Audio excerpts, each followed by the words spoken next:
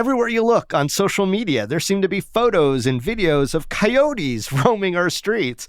What are they looking for as they wander into suburbia? And what are you supposed to do when you see a coyote in your backyard?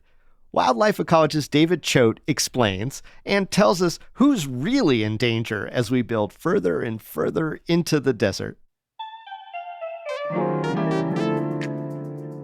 It's Thursday, February 23rd, 2023. I'm David Figler, and here's what Las Vegas is talking about.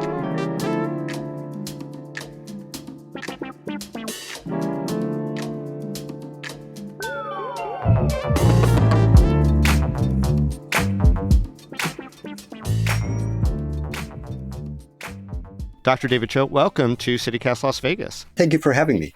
Dr. Choate, we want to talk about coyotes today. Big question. Are we seeing more coyotes in Las Vegas in previous years? And if yes, why do you think that is? Okay, so there's a challenge to figuring out whether or not we're seeing more or less, and that depends upon whether or not we actually have a count of how many were here before, and we don't. Right. And so that's a problem. And if you have more people in an area looking more often, you'll see more things because you'll have more interactions. Yeah, I mean, people do have like these Ring doorbells now or versions thereof. And so we're seeing a lot of footage that maybe wasn't around just a few years ago. So it seems like there's more coyotes. So it's certainly possible that you can see more or less from day to day or year to year.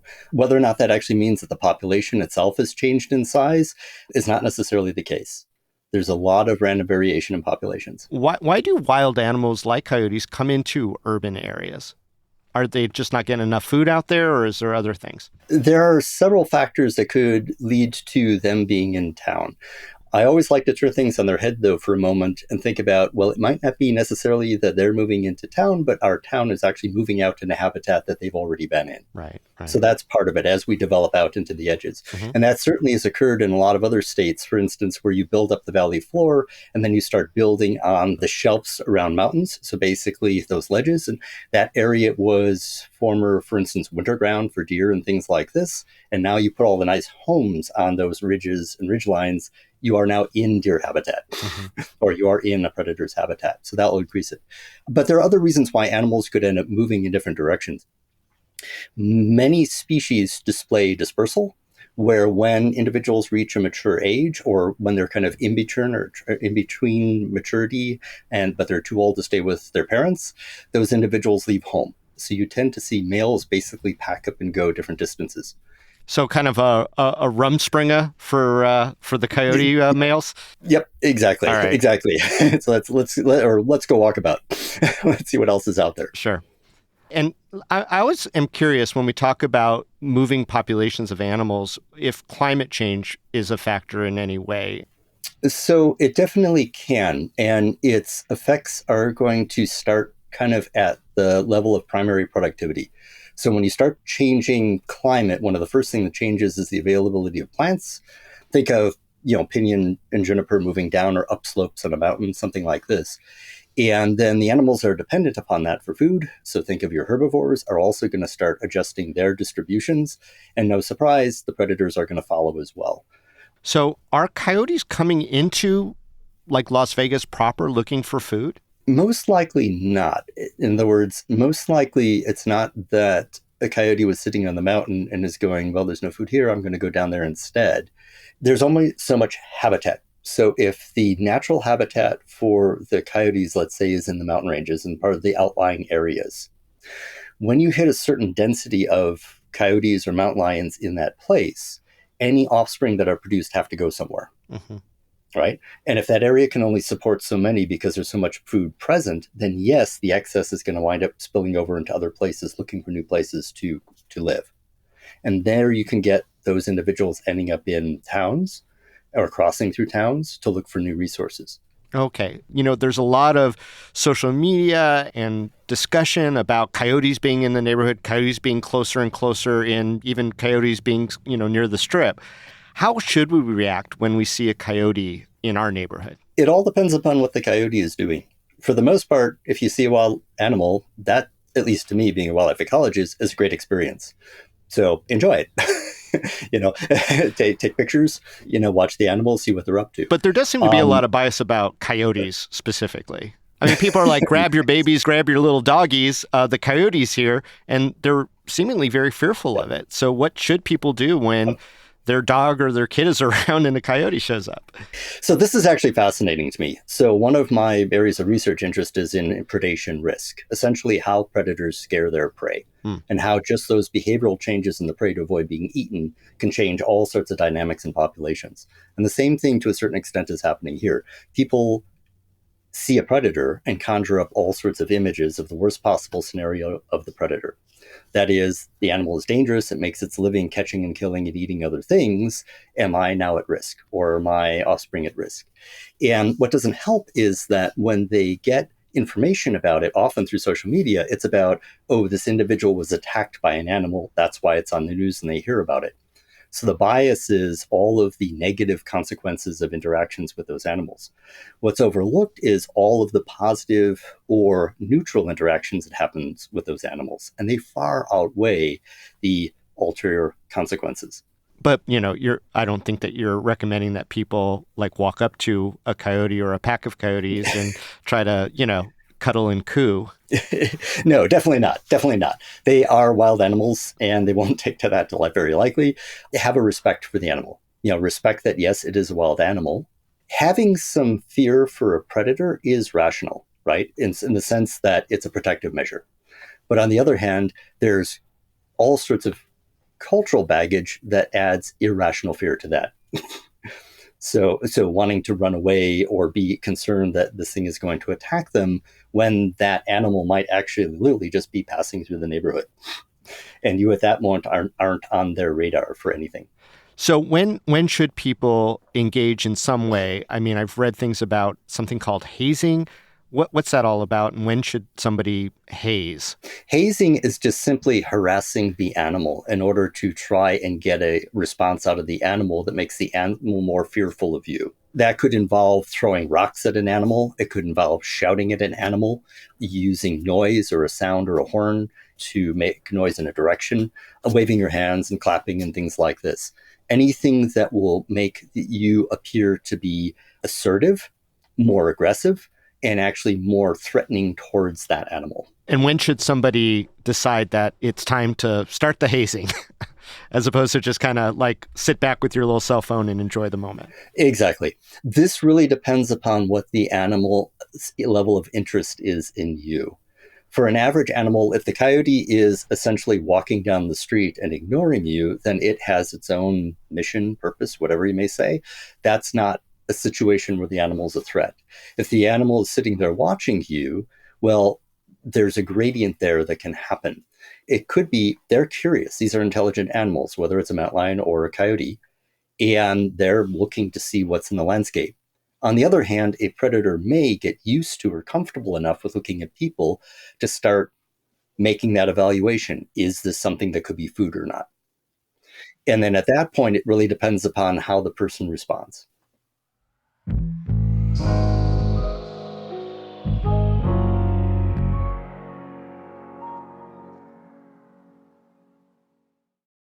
I think that there is a concern, baggage or otherwise, that little kids or little dogs, but especially children, are seen as food. Have there been kids attacked by coyotes in Las Vegas, to your knowledge? So this is, again, where real versus perceived risk is important. And it's hard to get a sense just from the numbers. So in terms of coyotes, there have been a series of studies where people have looked at all the attacks on people through North America. And in this case, looking for all verified evidence that people were bit, directly grabbed, and that you have to define carefully what you mean by attack. So this is not that the coyote was just sitting there watching somebody. And in most of them spanning about a 45 to 50 year period, in that period, so up through about 2020 or so, approximately 360 or so people have been attacked by coyotes. Now, this is across North America, so the United States and Canada. And of those cases, it's depending upon which study you look at, it's almost equal or slightly weighted towards adults, actually, and not kids. So anywhere from 50-50 to more like 60-40, 60% of the people that were actually attacked might have been adults as opposed to kids. That's all very interesting to me, especially that there are some sets of data, but it sounds like there's not a whole lot in the Las Vegas Valley. I'm just wondering if a place like Las Vegas needs to have a management strategy as it relates to the coyote population, or if there is one already in place. Do you know? So, first off, coyotes in the state of Nevada are unprotected mammals.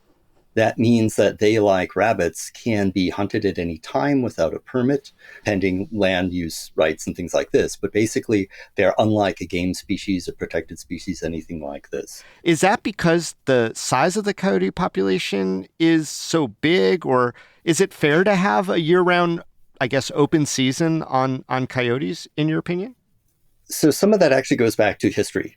Back until the 1960s, all predators were essentially hunted for control as varmints. So mountain lions, bears, everything were seen as a threat to people's property, a threat to their livestock, a threat to anything that they're raising. And so there were bounties paid for actually reducing populations of all of these predators, coyotes, wolves, etc. In North America, we were really successful with eliminating the wolf. We were not really successful with mountain lions, although we were east of the Mississippi. So mountain lions as a species disappeared in the eastern part of the US where they used to exist as a result of that kind of outright campaign against predators. And this involved hunting, trapping, poisoning, all sorts of things. Coyotes also bore a lot of that abuse, just like wolves did. But interestingly, coyotes and mountain lions both came out the other side of that by living in really difficult to reach places. Coyotes also can reproduce really well. So if they have food, they can recover quickly. They have large litters and this sort of thing. So in the 1960s, a change in thinking about the role predators play in the environment brought the public's conscious around, and state management agencies transformed species like bears and mountain lions and the like to being big game predators. So instead of being bountied, there were seasons in which people could apply for tags to hunt those species specifically. And no longer was it a campaign to get rid of the animals, but rather to just regulate their levels on the environment. And coyotes, where did they fare? They were never given that option. They basically were never upgraded to being a game species. Now, interesting part of the history is people have been trying to eliminate them, again, going all the way back to colonial days, and they rebound really well. They are still here. They pop back. Part of this is because if you create an opening in one place where you remove them, if there are any pups that are produced someplace else, they will use that opening and establish a new pack or a new territory with a pair, and those individuals will fill in that gap, basically. Do you have a personal opinion as to whether or not there should be more limited killing of animals like coyotes, or coyotes specifically? So I don't see personally necessarily a need to remove them unless circumstances dictate, like they become a threat to individuals, this sort of thing. I am more interested in terms of the role they actually play on the landscape. Hmm. And my concern would be if you do continue to wantonly remove them, what impact that might have on the rest of the ecosystem. So they are a middle-sized predator that play an important role with respect to relations for bobcats and foxes. They're higher up in the food chain as far as that goes, but they're also lower down than cougars. Hmm. And whenever you remove one of these predators, you change the way that whole system is structured. And there can be all sorts of unforeseen consequences in terms of releasing one predator or not, or removing them and releasing others in terms of the impact that has on the rest of the species in the environment. That's a very thoughtful answer, and thank you for that. Let me change gears for a second. There was a coyote-based story in the news in Las Vegas very recently about a household pet named Ghost. The story is that, somebody's pet either got out or was left. That part is a little uncertain, but what is certain is that he was sighted sometime later, essentially running with a pack of coyotes. Is it common at all for somebody's dog to wind up in the midst of a coyote pack? Is that something that we see more than just with Ghost, or is Ghost kind of a Las Vegas anomaly? I think Ghost is probably an anomaly. in general. When dogs go feral, they can certainly form their own packs. And that I've seen in plenty of places. And what people don't realize is when they start going feral, those individuals will go out and kill all sorts of things in the environment, meaning even their well fed pets as they form these kind of feral groups.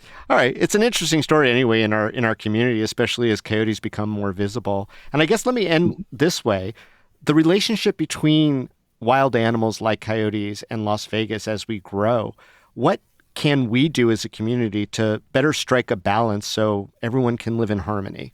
So there are lots of more models to look at for this, and Vegas is not unique. A few years ago, Stan Garrett at Ohio State started a research program in the city of Chicago, right? And so the city of Chicago has many more millions of people than we do here. And when he started that study, he thought, I'm going to go out and capture all the coyotes in the city of Chicago because they're designated forest preserve districts and kind of green belts and things like this. And it probably wouldn't take much effort to do this. And very rapidly, he found he couldn't set out enough traps. Literally over several years, he's caught thousands of coyotes within the city boundaries. There are that many living with that many millions of people in that space. And for much of the history, most people in Chicago didn't realize they had coyotes in their backyard because the coyotes were there. They used the shelter spaces, the forest preserve districts and things like this, and for the most part shifted their activity to be more active at night, not so active in the daytime. And for the most part, depending upon where they were in town, more or less took normal prey that you would expect coyotes to be eating anywhere in terms of small mammals and this sort of thing. And the ones in more urban areas with more kind of interactions would take the occasional house pet and this sort of thing. So those sort of relationships have been around for a while. And I think it's just in part we are becoming more cognizant that they're actually there. We're actually noticing it because now we have cameras, people will hear about it in the press, they're more kind of aware that, oh, there are these animals around, so they're looking for these things. And so now we see them in town. Mm-hmm. Now, whether or not that means there are more of them or not, that's hard to tell. As far as living with them, however, they've been doing that for a while. For us, the transition is to not do things that would lead to them losing respect of us in both directions. So putting out food for them, trying to entice them in, trying to break down those barriers is not a good idea because they are indeed a separate wild animal. Anything that makes you look more like your pet, for instance, being a potential prey item to them is not a good idea. And that may mean some adjustments, like not putting food out in your backyard, like making sure your pets at night stay inside, or they stay with you on a leash when you're out places, especially in wilderness areas or out on the edges of town. The biggest one I can throw out for people is really awareness. All over North America, only 2 people have ever been attacked and killed by coyotes at all. Okay, that's a really small statistic. Only 2 people ever? 2. Yeah, on record so far, I actually looked up for the best I could. As far as I can tell from what the data show, only 2 people have actually been killed by coyotes. More attacks, but you're saying actual death resulting. Correct. Oh, wow. Correct. There are about 300 or so attacks that have occurred over, the last 50 years or so, but only 2 people have actually died. Every year, approximately 25 to 30 people die from being attacked by pet dogs. So orders of magnitude more than anyone's ever died from being attacked by a coyote. Yeah, and I think even the Nevada Wildlife website suggests that you are more at risk of being injured by a champagne cork popping, I think is the example that they use, than a coyote attack. But it really is interesting. Hey, Dr. David Choate, it's been really fun talking with you about our coyotes. And as we see them more, obviously we need to be more aware and understand it a little bit more. So good luck with the continued research out there. And again, thank you for joining us today on CityCast Las Vegas. Thank you for having me. I enjoy being here.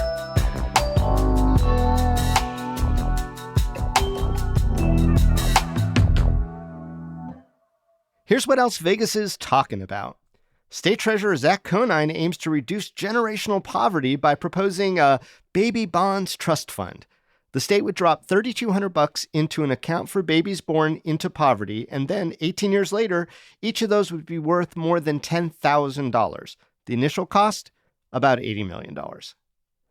Meanwhile, on Tuesday, 4 students were arrested at 3 local schools for having guns on campus, 2 at El Dorado High and 1 each at Mojave High and Escobedo Middle School. That makes 25 guns confiscated this school year. Concern abounds as the balance between school children's safety and less oppressive policing policies spawns complicated discussions.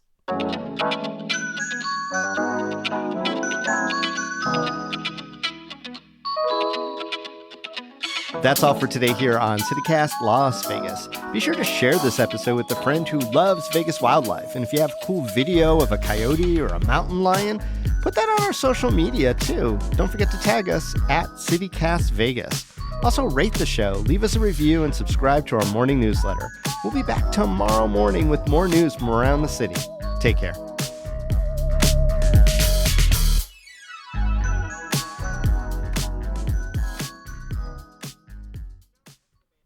I always thought it was Escobedo.